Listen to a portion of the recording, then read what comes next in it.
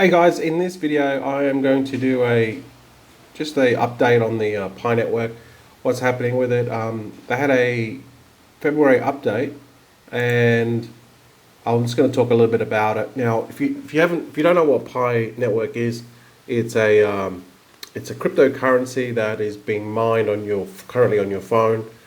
It's simulation of mining at the moment, but in other words, you can just run the app on your phone and you can earn cryptocurrency for free.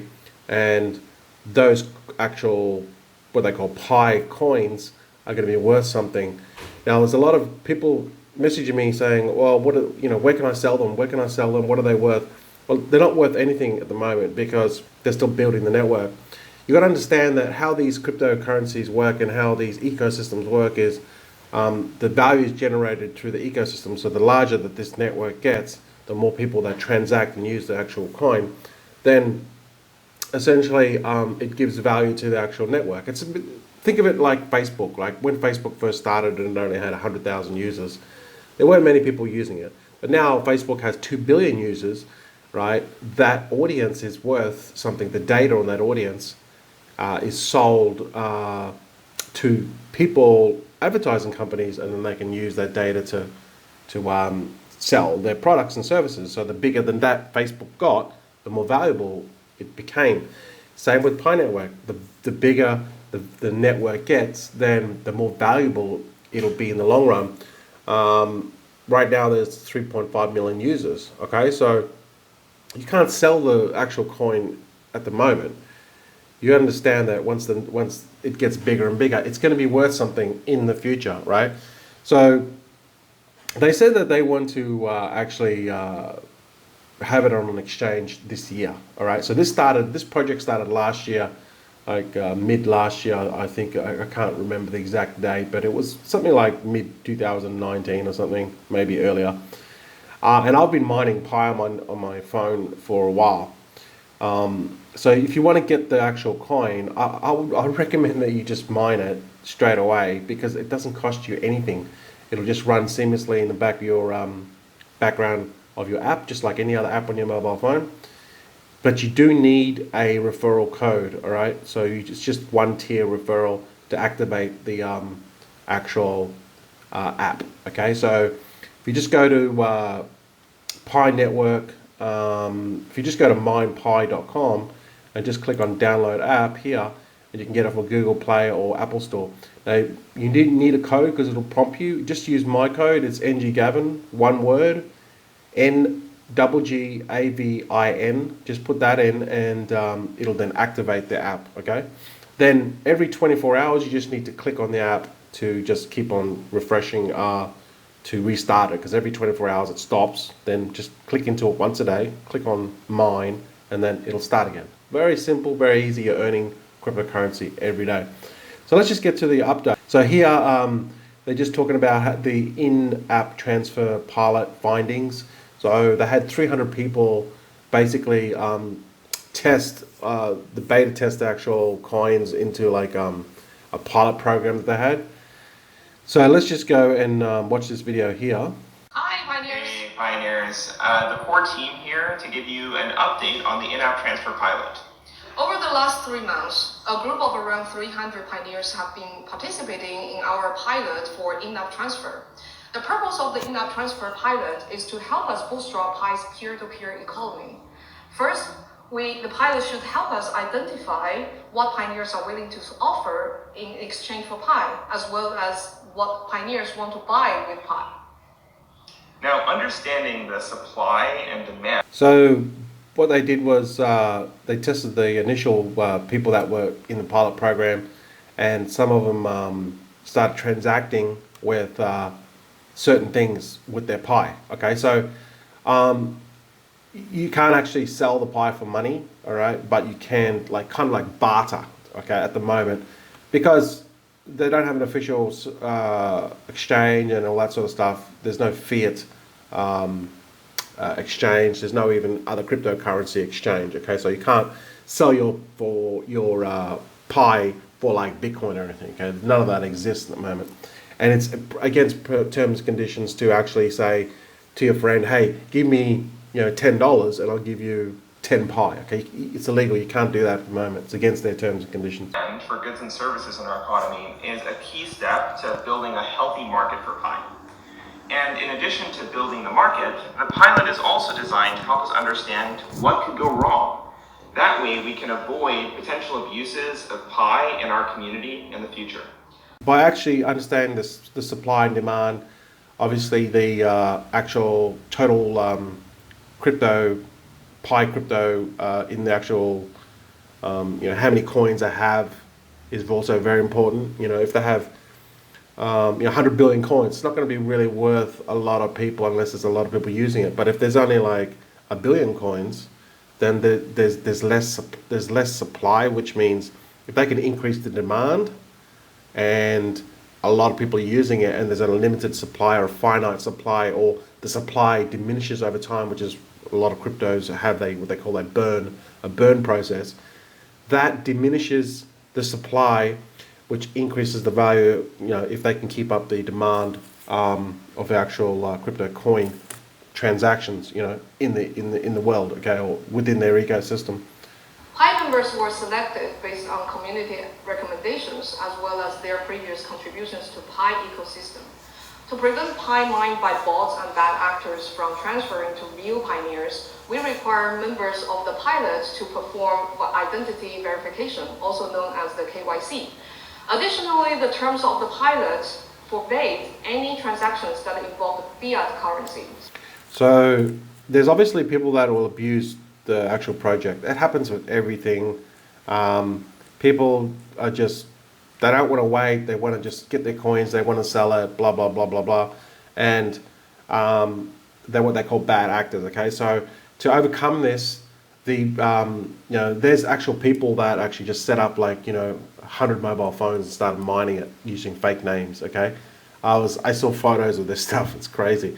So to get around this, to actually have your to get your Pi coins, you have to have a KYC attached to it. So you'd have your name, your real name, your identification has to be produced, and there's only like one mobile phone, a set of Pi coins per person. So all those people that had like 100 phones going at once, then they're not going to be able to use it because it requires one person to use those coins or to validate those coins. Okay. Selling Pi for dollars.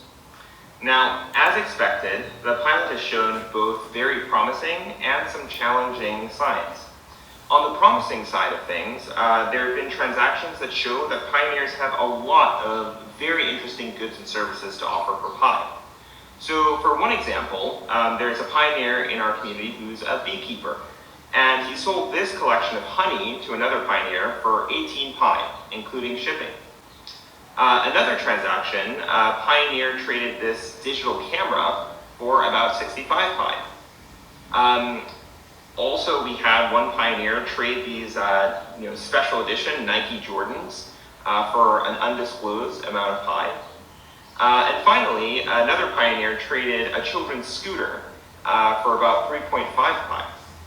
So there are many more transactions that are lacking images, such as Pi for children's diapers, for oil, batteries, and automotive parts. These were only a few of the transactions that were conducted as part of the. So in the Pi program, there must have some sort of mechanism to trade to other people, the actual Pi, and then they were using like some sort of barter system to then say, hey, I'll give you XYZ Pi, and you give me, we'll swap it for like, in this case, a camera, Nike Jordans, whatever whatever the parties agreed on. So now there's some like intrinsic value to it because people are actually swapping real world items for the actual coin, and that's a really important point because now it makes the coin like kind of real, like valid in the real world. People are actually exchanging this stuff.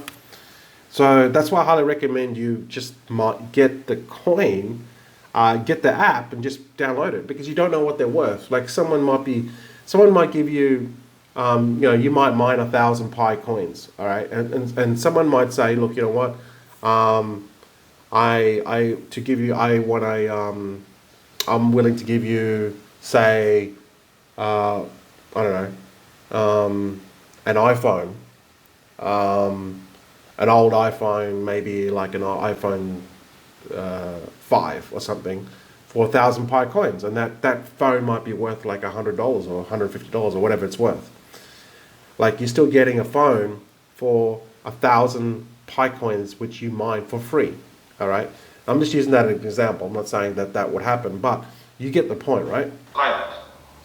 However, there were also many abuses of the in-app transfer. Although all fiat transactions were expressly prohibited by the terms of service, you received many reports of pioneers attempting to sell the currency or take advantage of other people.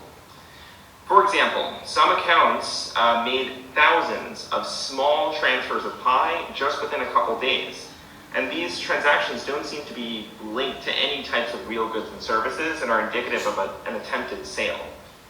One other example of a sale of Pi is this example here, which shows folks trying to sell Pi being distributed on a schedule. We even report... So, again, bad actors trying to just get coins that they've mined on like maybe 100 phones to 200 phones or whatever, and then just trying to pass off those coins and trying to sell them for maybe cash or some other unsuspecting people. And, you know, that's prohibited by the actual owners and the terms and conditions of Pi. So if you're doing that, you're just going to get banned. Received reports of people claiming that they were partially fundraising for charitable causes while in essence selling Pi. And there's no verification that the portion of the funds intended for donation were actually delivered to those causes.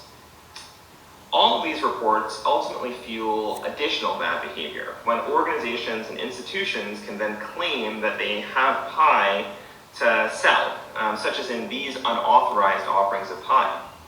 As you can see in this example, there's a apparent trade between Pi Network and USDT. And in this second example, there's some kind of group buying scheme of Pi, right, with a 20% discount, all of which are completely unauthorized sales. Yeah, this type of behavior provides no help in establishing a healthy Pi ecosystem or building a foundation for Pi's economy. Instead, they endanger the existing and future Pi. So again, people are trying to sell stuff on like probably decentralized exchanges, and trying to sell the actual coin off, which is you can't do. And there's like, I've seen this, people have commented on my videos, people saying, you're going to get 20% more through a buying group. That's BS, okay? Don't believe that. There's, whatever's mined is mined, all right? There's no 20% extra bonuses if you type in a special code. They're just telling you that so then they get you to sign up under their code. Everyone has the same, everyone gets the same mining capabilities, okay? There's no more or less, all right? There's no mining groups there's nothing like that. So don't be fooled by that. Years with potential losses of money and the project as a whole by tarnishing our reputation. In conclusion, we have learned two major lessons from in-app transfer pilot so far. First, enabling people to transfer Pi should be paired with healthy ways to spend the currency and drive demand for Pi. Second, the Pi ecosystem needs a systematic approach or platform to support applications that scale the type of healthy transactions listed by Vince just now, and address the logistic headaches that arise when trying to transact with pioneers all over the world, or generally people all over the world. That concludes our update for today. What do you think of these findings and assessments? Please let us know by tapping below to join the topic. We look forward to your input. See ya. So that concludes the update. What they're trying to do is create this ecosystem where they can exchange real life items, trade them with other, like kind of like a barter system, and then you can actually, the actual coin will be that's what will give the coin intrinsic value. The more and more people trade, whatever, Jordans, cameras, phones, whatever, for Pi, that is what is going to give it the intrinsic value. And you got to understand that this takes time to build this ecosystem. This is what they're doing, okay? Whether they bring an exchange on or whether they're not, I think it'll happen in the future. But those things take time. There's legal things that are attached to that to get into place, and that costs money as well, all right? But if they trade, like if there's a secure,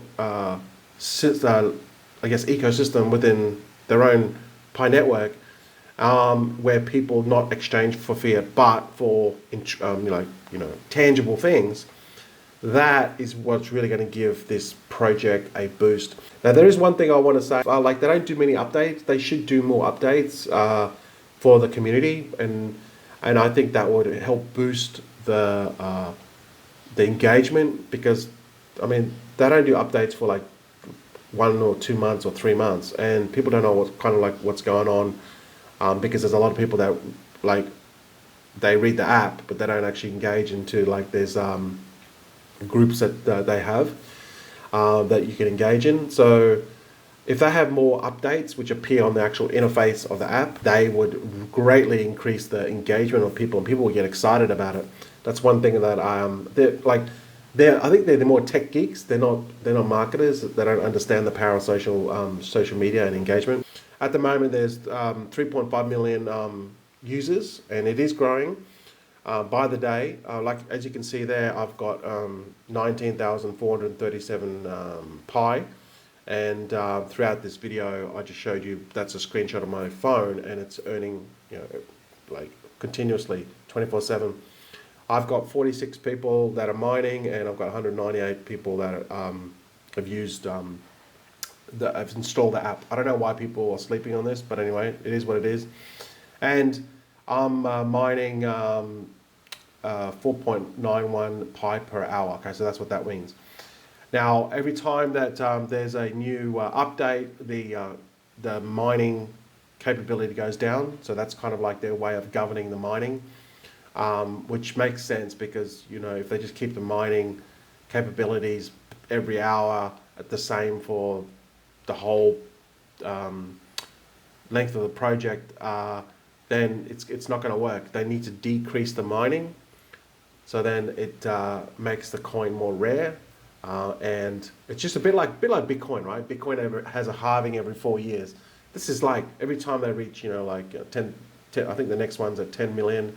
Then the halving the mining capability every hour will halve again and halve again, to a point where there's going to be very little that you can mine. But that's not going to happen. Like, this is going to take a couple of years, right? So this is why it's your best interest to get the app.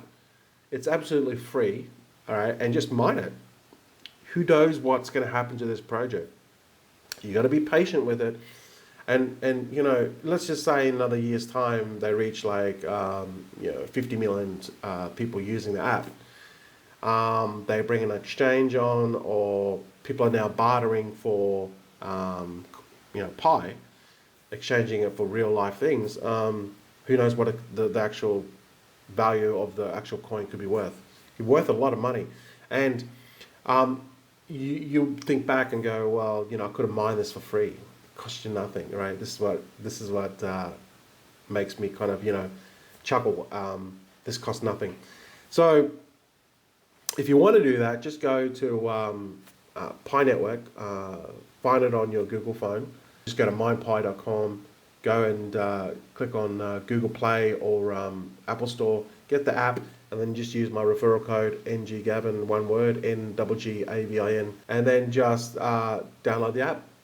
Open it up, start using it today, and just mine your Pi for free. So that's it, guys. If you like this video, don't forget to like and subscribe.